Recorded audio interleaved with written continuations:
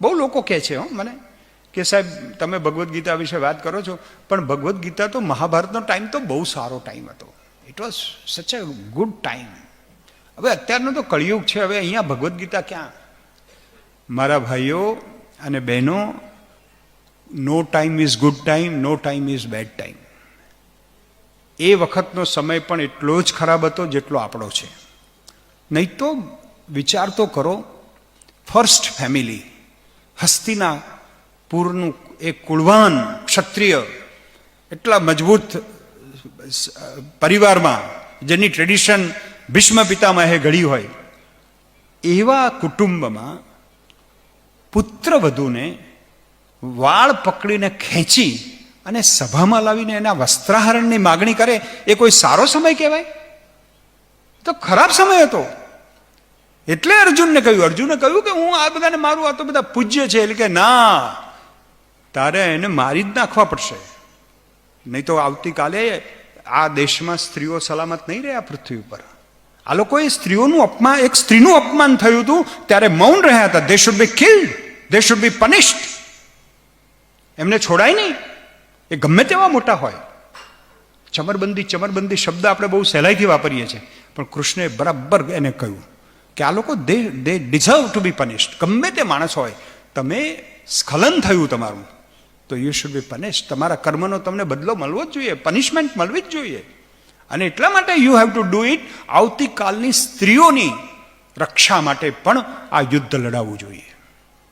એટલે પેલો ભાઈ બહુ આર્ગ્યુમેન્ટ કરે છે, ઇન્ટેલેક્ચ્યુઅલની માફક આર્ગ્યુમેન્ટ કરે. ઇન્ટેલેક્ચ્યુઅલ થવામાં બહુ ફાયદો થઈ ગયો છે હમણાં. તો શું, જરા કડક કોફી પીવો,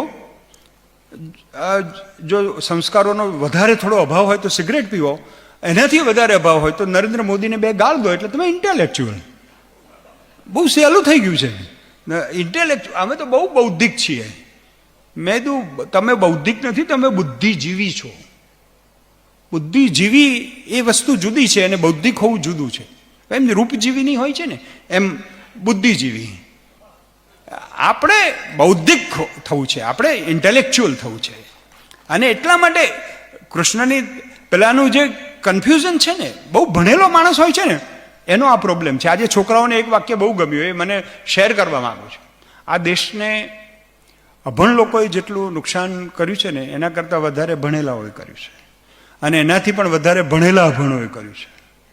જે લોકો ભણેલા છે પણ માનસિક રીતે અભણ છે, એમને ખબર જ નથી કે શું કરી રહ્યા છે, દેશના હિતમાં શું છે, સંસ્કૃતિના હિતમાં શું છે.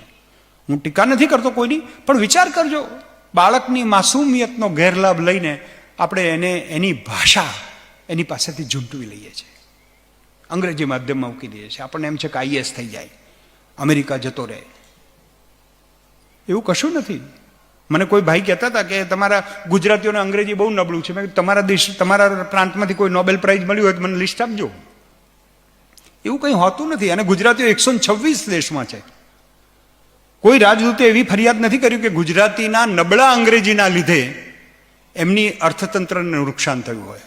ઓન ધી કોન્ટ્રરી, ગુજરાતીઓ જ્યાં ગયા છે ત્યાં પ્રોસ્પેરિટી વધી છે, સમૃદ્ધિ વધી છે, શાંતિ વધી છે.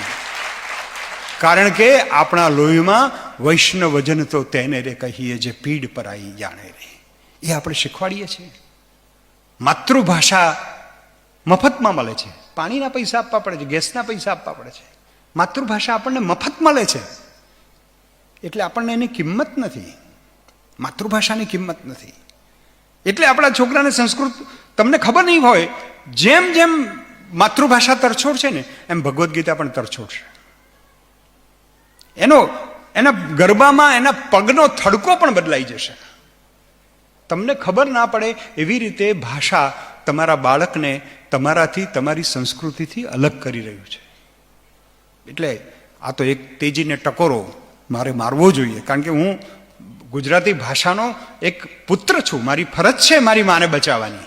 એટલા માટે કહું છું કે આપણી માને બચાવી લઈએ. આપણી મા ICUમાં છે, આપણે બચાવવી પડશે. આવતીકાલે ગુજરાતી નહીં હોય, તમને એ તો બિનબંધારણીય થઈ જશે. બધા પ્રાંતોની રચના જ ભાષા ઉપરથી થઈ છે. તો મિત્રો, જો અને તો વચ્ચે વહેરાઈ ગયેલો, વહેંચાઈ ગયેલો, ભાંગી પડેલો અર્જુન જો અને તો જોડાઈ જાય છે અને જોતો થઈ જાય છે. જે જોતો કરે તમે યહ પશ્યતિ સહ પશ્યતિ, આ રીતે જે જુએ છે એ જુએ છે. એ ભગવદ્ ગીતાનું આ મંત્ર છે. ભગવદ્ ગીતામાં ભગવાન એકદમ જબરજસ્ત, હું મોડર્ન ભાષામાં વાત કરું તો અત્યારે મોડર્ન સમય શું છે, નાવ, હાઉ એન્ડ વાવ, બધા કંઈ પણ હોય ને વાવ વાવ, મેં કીધું વાહ, હવે એમાં કશું ના થયું હોય, 42 રૂપિયાનો શર્ટ પહેરીને નીકળ્યો હોય અને 6 મહિનાથી કસરત ના કરી હોય, એ પાછો રૂપાળો લાગે એમ કે આપણને એમાં શું વાવ, પણ વાવ. તો આ wow, now and how, that is Bhagavad Gita.